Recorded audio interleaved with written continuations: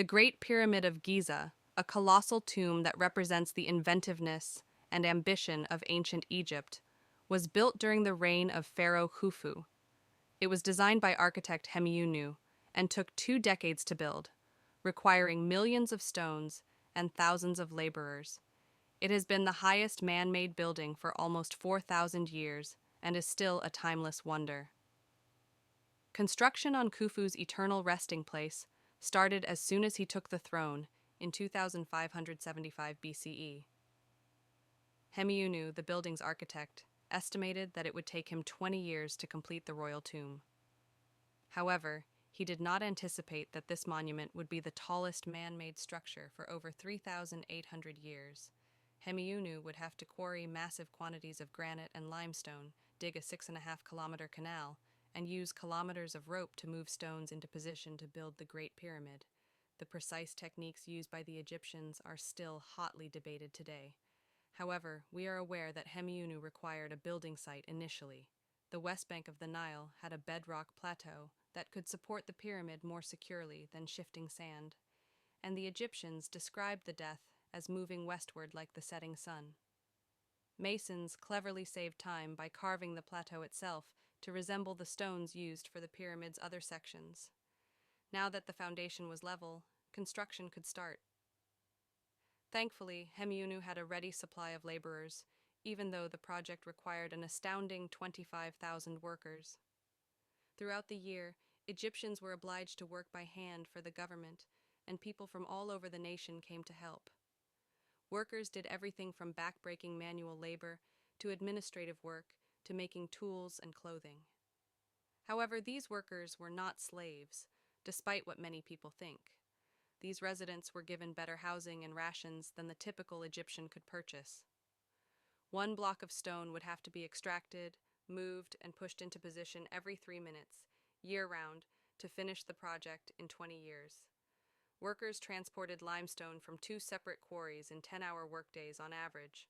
One was near the location, but its yellow stone with fossil lines was only thought to be appropriate for the inside of the pyramid. Sleds made of enormous cedar trunks, about 9 meters long, were used to carry stones for the exterior from about 13 kilometers away. Limestone is a soft material that readily splits into straight lines when extracted from the earth. However, it hardens with air exposure and must be shaped with copper chisels and wooden mallets. Over 2 million stones, each weighing up to 80 tons, were used in the construction of the pyramid. Furthermore, their shape left no space for error. A disastrous failure at the top of the pyramid could be caused by even the smallest error at the base. Researchers are aware of the origins of the materials and their transportation, but the actual process of building the pyramids remains a mystery. Although there are differing opinions regarding the quantity and locations of the limestone ramps, the majority of experts concur that they were utilized to move the stones into position. Furthermore, the exterior of the pyramid only tells half the story. 3 distinct burial chambers were constructed during construction because Hemiunu needed an accessible burial chamber on hand at all times. After all, the pharaoh could die at any time. The final one, called the King's Chamber, is a large granite room at the center of the pyramid with a lofty ceiling. It was situated atop the Grand Gallery, an 8.5-meter-high passageway that might have served as an antiquated freight elevator to transport granite inside the pyramid. All of the pyramid's support beams were made of granite. Workers used dolerite rocks as hammers to gradually quarry the stone, which was much stronger than limestone, but very challenging to shape. Hemiunu sent 500 workers in the first year of the project to make sure the granite beams would be ready when he needed them, and the material would be prepared 12 years later. The King's Chamber is protected from collapsing by 5 stories of granite on top. When finished, the entire building was covered in white limestone and polished to a gleam using stone and sand. A capstone was then positioned on top. Gleaming like gold and covered in electrum, this peak illuminated Egypt like a second sun.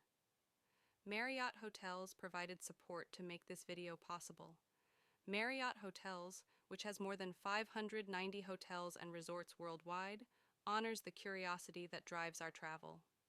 See some of the innovative ways that Marriott and TED-Ed are collaborating, and reserve your next trip at a Marriott hotel.